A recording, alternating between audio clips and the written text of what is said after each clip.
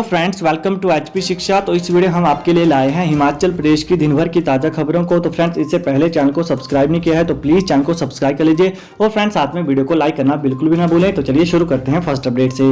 तो first update है, हिमाचल में ओलावृष्टि से टमाटर, शिमला मिर्च और सेब की फसल को नुकसान।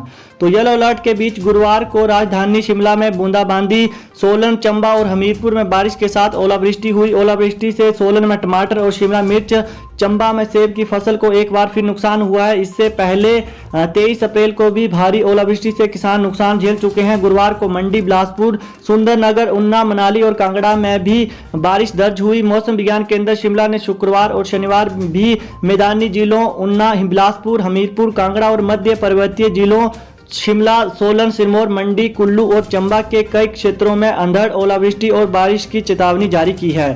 तो नेक्स्ट अपडेट है, पर्यटन विभाग ने जारी किया एसओपी, आरटीपीसीआर नेगेटिव रिपोर्ट दिखाने पर ही मिलेगा होटल में कमरा।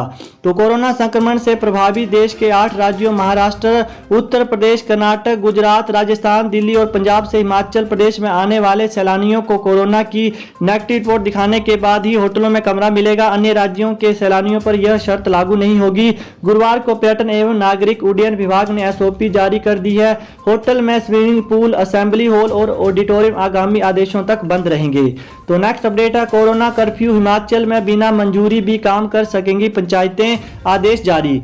तो हिमाचल प्रदेश में ग्राम पंचायतें बिना मंजूरी ही अब काम कर पाएंगी। ग्राम सभाओं से अब पोस्ट फैक्टो मंजूरी ली जाएगी। पंचायती राज विभाग ने इस बारे में सभी ग्राम पंचायतों को आदेश जारी किए हैं। राज्य में कोरोना संकट के बीच करीब 1.5 साल से ग्राम सभाएं नहीं हो पा रही हैं। बीते अक्टूबर में ग्राम सभा की मंजूरी के बिना ही मनरेगा की शेल्फें और अन्य कार्यों के प्रस्ताव सरकार को भेजे गए थे। इसी तरह अप्रैल की भी शेल्फें भेजी गई।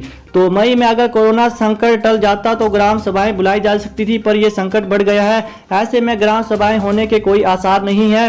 पंचायत प्रधान और सदस्य आगे भी प्रस्ताव तैयार कर सरकार को भेजेंगे। बाद में जब कभी ग्राम सभाएं होंगी तो इसके लिए पोस्ट फैक्टो मंजूरी ली जाएगी। तो नेक्स्ट अपडेट है, हिमाचल भारतीय सेना में भर्ती के लिए लिखित परीक्षा स्थगित।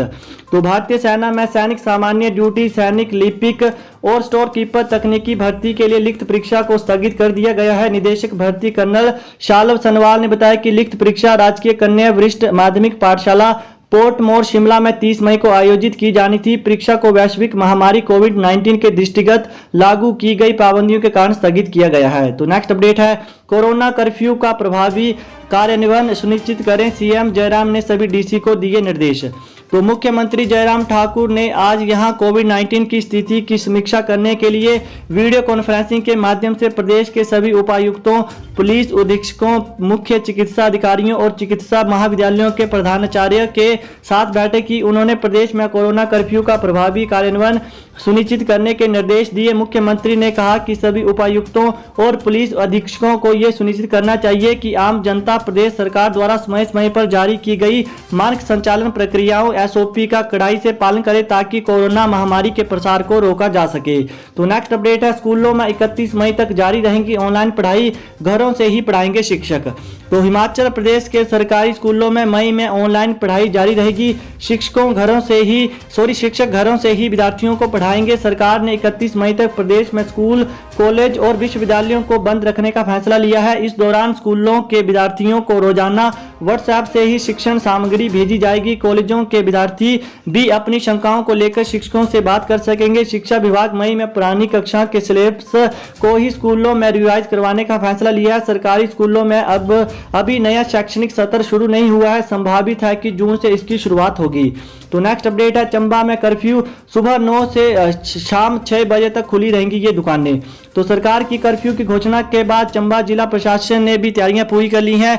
जरूरी वस्तु की दुकानें सुबह 9 से शाम 6 बजे तक खुली रहेंगी। कर्फ्यू के दौरान अस्पताल, दवाइयों की दुकानें, राशन, किराना, फल, सब्जियां, दैनिक उपयोग की वस्तुएं जैसे दूध, अंडा, bread, chicken, bank, automobile, mobile repair, hardware की दुकानें खुली रहेंगी। सिनेमा घर, स्पोर्ट्स कॉम्प्लेक्स, जिम, शराब के अहाते, बियर बार, ठेके बंद रहेंगे। सरकारी कार्यालय में डीसी, एसडीएम, बीडीओ, राज्यसभा सहित एनवाईके कार्यालय, पुलिस, गृह रक्षक, वन विभाग के कार्यालय भी सिम स्टाफ के साथ खुले रहेंगे। तो नेक्स्ट अपडेट है, तेज रफ्तार टैक्सी ने 3 लोगों को मारी टक्कर, एक की मौके पर मौत। तो पुलिस चौकी भोटा के तहत गुरुवार को एक तेज रफ्तार कार ने सड़क से गुजर रहे 3 लोगों को टक्कर मार दी। हादसे में एक बुजुर्ग की मौके पर ही मौत हो गई, जबकि 2 अन्य घायलों को उपचार के लिए प्राथमिक स्वास्थ्य केंद्र भोटा भर्ती करवाया गया। मृतक की पहचान रूपलाल 65 वर्षीय गांव समताना जिला हमीरपुर के रूप में हुई है। तो नेक्स्ट अपडेट है, एचपीयू के हॉस्टल और पुस्तकालय 31 मई तक बंद। तो कोरोना संक्रमण के बढ़ते मामले और कोरोना कर्फ्यू के बीच हिमाचल प्रदेश विश्वविद्यालय ने एचपीयू के छात्रावास, रीजनल सेंटर और विश्वविद्यालय के सभी संस्थान 31 मई तक बंद कर दिए गए हैं। विश्वविद्यालय के कुल सचिव की ओर से जारी कार्यालय आदेशों के मुताबिक छात्रावासों में रह रहे शोधार्थियों और छात्रों को 7 मई दोपहर 12 बजे तक हॉस्टल खाली करने का समय दिया गया है। तो छात्रावासों में सिर्फ विदेशी मूल के छात्रों को रहने की अनुमति होगी।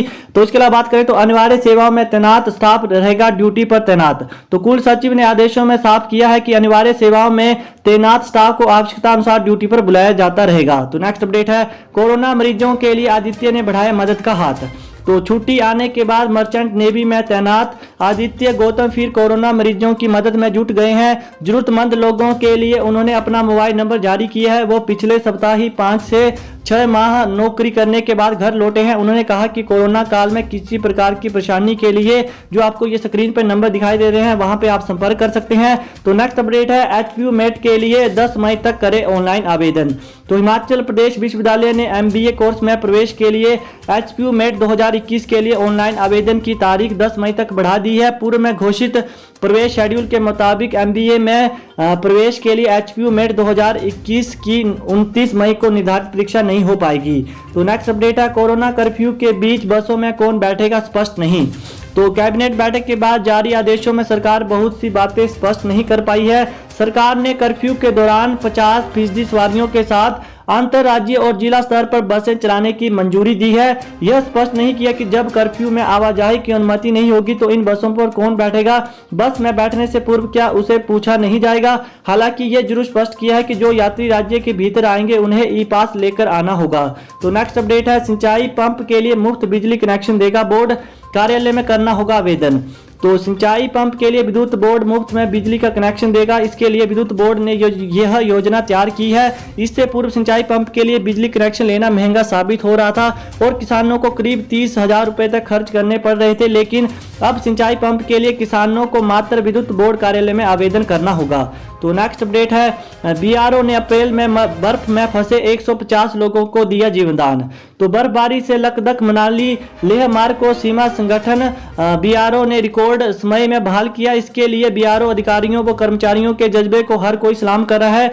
वहीं बीआरओ को 38 बीआरटीएफ के अधिकारियों व कर्मचारियों के प्रशंसनीय एवं सराहनीय सेवाओं के लिए उन्हें सम्मानित किए जाने की मांग उठ रही है। तो पिछले माह अप्रैल में बीआरओ ने बारलाचा पास में अचानक हुई भारी बर्फबारी में फंसे करीब 150 लोगों को जिंदगी बचाई है। तो नेक्स्ट अपडेट है, ओएमजी बुक ऑफ रिकॉर्ड में दर्ज हुआ रीटा का नाम। तो ठेओ की गायिका और एंकर रीटा ने विभिन्न क्षेत्रों की जाने मानी हस्तियों के 303 ऑनलाइन लाइव इंटरव्यू का रिकॉर्ड स्थापित किया। इस पर रीटा का नाम ओएमजी बुक ऑफ रिकॉर्ड में दर्ज किया गया है। मार्च 2020 में देश में कोरोना के चलते लॉकडाउन लग गया। रीटा ने कुछ नया करने का मन बनाया और अपने गांव नहाओ आ गई। तो गांव में आकर 17 जून 2020 को अपने द आरडीडी लाइव शो के बैनर तले कोरोना काल में लोगों को जीवन के प्रति प्रेरित करने के उद्देश्य से ऑनलाइन लाइव इंटरव्यू शुरू किया। रीटा अब तक देश की 300 से अधिक हस्तियों के साक्षात्कार के माध्यम से लाखों लोगों को वैश्विक महामारी कोरोना से जंग लड़ने के लिए प्रेरित कर चुकी हैं। तो नेक्स्ट अपडेट है, बचपन के शौक में सेना के जवान ने तैयार कर दिया 28 बीघा में बगीचा। तो बिलासपुर जिले के झंडुता विधानसभा क्षेत्र के बठेड़ गांव के सैन्य जवान प्रवीण चंद ने बागवानी के शौक में 28 बीघा में बगीचा तैयार कर लिया। बगीचे में 20 हाइब्रिड किस्म के 2700 के करीब पौधे लगाए गए हैं। कई पौधों ने फल देना भी शुरू कर दिए हैं। प्रवीण चंद ने बताया कि उन्हें बचपन से ही पेड़ पौधे लगाने का शौक है। एक बार बचपन में उन्होंने 35 किस्म के पौधे लगाए हैं। अपने बगीचे के बारे में बताते हुए उन्होंने कहा कि उन्होंने इसकी शुरुआत 2016 में की थी, तब उन्होंने करीब 10 किस्म के फल लगाए थे। तो नेक्स्ट अपडेट है, पेड़ से टकराई अनियंत्रित पिकअप चालक की मौत। तो पांवटा साहिब सिरमौर काला अंब पांवटा साहिब नेशनल हाईवे पर माजरा के समीप बुधवार देर रात एक पिकअप अनियंत्रित होकर पेड़ से टकरा गई। तेज रफ्तार पिकअप पेड़ से टकराने के कारण चालक की मौत हो गई।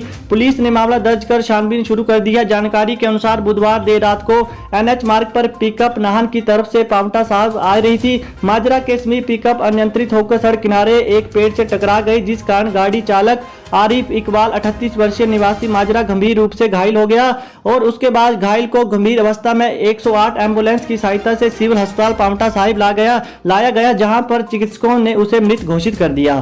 तो फ्रेंड्स यही थी दिन भर की ताजा खबरें। वीडियो चले तो फ्रेंड वीडियो को लाइक कमेंट और फ्रेंड चैनल को सब्सक्राइब करना ना भूलिए।